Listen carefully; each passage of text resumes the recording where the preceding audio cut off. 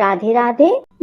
कैलाश राणा शिवचंद्र मौली, फणेन्द्र माथा मुकुटे झलाली, कारुण्य सिंधु भवदुख हारी, तुझविन शंभो भज कौन तारी। शिव शंकर भोलेनाथ की जय हो, विष्णु भगवान की जय हो। ओम श्री गणेशाय नमः। यमदूत कहने लगे, मध्याह्न के समय आया अतिथि, मूर्ख, पंडित, वेद पाठी या पापी कोई भी हो, ब्रह्म के समान है। जो रात्रि के थके हुए भूखे ब्राह्मण को अन्न जल देता है, मध्याह्न के समय जिसके घर आया हुआ अतिथि निराश नहीं जाता, वह स्वर्ग का वासी होता है। अतिथि बराबर कोई धन संपत्ति हित नहीं है। बहुत से राजा और मुनि अतिथि सत्कार से ब्रह्मलोक को प्राप्त हुए हैं। जो एक समय आलस्य से भी अतिथि को भोजन करा दे, वह यमद्वार नहीं देता। केसरी ध्वज से वैवस्वत देव ने कहा था कि जो कोई इस कर्म भूमि मृत्यु लोक से स्वर्ग लोक जाने की इच्छा रखता है, वह अन्न का दान करे। दूत कहता है, यमराज कहते हैं कि अन्न के बराबर दूसरा कोई दान नहीं है। जो गर्मियों में जल, सर्दी में ईंधन और सदैव अन्न का दान करते हैं, वह कभी यम के दुख नहीं उठाते। जो अपने किए हुए पापों का प्रायश्चित करता है, वह नरक को नहीं जाता। जो काया, वाचा और मन से किए हुए पापों का प्रायश्चित करता है, वह देव और गंधर्वों से सेवित शुभ लोक को प्राप्त होता है। जो नित्य ही व्रत, तप, तीर्थ करते हैं और जितेंद्रिय हैं, वह भयंकर यम को नहीं देखते। नित्य धर्म करने वाला दूसरे का अन्न, भोजन और दान त्याग दे। नित्य स्नान करने से बड़े बड़े पाप नाश होकर यम को नहीं देखते। बिना स्नान पवित्रता कैसे हो सकती है। जो मनुष्य पूर्व के समय में चलते जल में स्नान करते हैं, वह बुरी योनि नहीं पाते, ना ही नरक में जाते।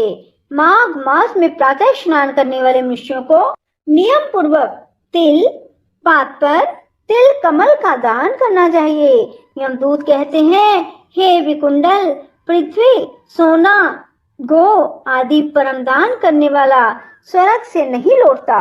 बुद्धिमान पुण्य तिथियों, व्यतिपात, संक्रांति आदि को थोड़ा सा दान करके भी बुरी गति को नहीं प्राप्त होते।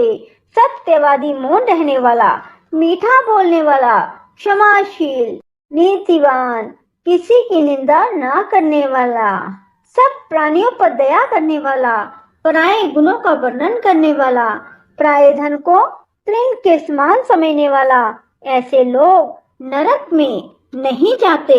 बंधुओं, कहा जाता है कि माघ मास में रोजाना सूर्योदय से पहले उठकर स्नान करें। बंधुओं, माघ मास में गंगा जी और यमुना जी का भी बहुत अधिक महत्व रखता है। कहा जाता है, जो माघ मास में गंगा जी और यमुना जी में स्नान करता है, वह प्रतिदिन 1000 स्वर्ण मुद्रा दान का फल प्राप्त करता है और साथ ही 1000 कपिला गो के दान का फल पाता है। बंधुओं, हर मनुष्य को माघ मास स्नान तो करना ही चाहिए, साथ ही जो भी उनकी समर्था हो कुछ ना कुछ दान अवश्य करना चाहिए। बंधुओं, माघ मास में ईंधन, वस्त्र, कंबल, जूता, कुमकुम, घृत, तेल, कपास, रुई, वस्त्र और अन्न का दान अवश्य करना चाहिए। बंधुओं, माघ मास में प्रयाग में स्नान करने से जो फल मिलता है, वह ईश्वर ही कह सकता है। मनुष्य में कहने की शक्ति नहीं है। हजारों अश्वमेध यज्ञ करने से भी यह फल प्राप्त नहीं होता जो मनुष्य माघ मास में स्नान कर लेते हैं। सो बंधुओं, घर बैठकर यदि आपको इतने पुण्य की प्राप्ति होती है, तो माघ मास में स्नान क्यों ना किया जाए। बंधुओं, माघ मास में स्नान करने वाले दुराचारी, कुकर्मी मनुष्य भी पापों से मुक्त हो जाते हैं। इस मास में हरि का पूजन करने वाले पाप समुदाय से छूटकर भगवान के शरीर वाले हो जाते हैं। यदि कोई आलस से भी माघ मास में स्नान करता है, तो उसके सब पाप नष्ट हो जाते हैं। बंधुओं, माघ मास में शालिग्राम जी का पूजन भी अवश्य करें। बंधुओं, कहा जाता है जहाँ पर शालिग्राम है वह स्थान तीर्थ स्थान के समान है। वहां पर किए गए संपूर्ण दान, होम करोड़ों गुना फल को प्राप्त होते हैं। जो एक बूंद भी शालिग्राम का जल पीता है वह माता के स्तनों का दूध पान नहीं करता, अर्थात गर्भाशय में नहीं आता।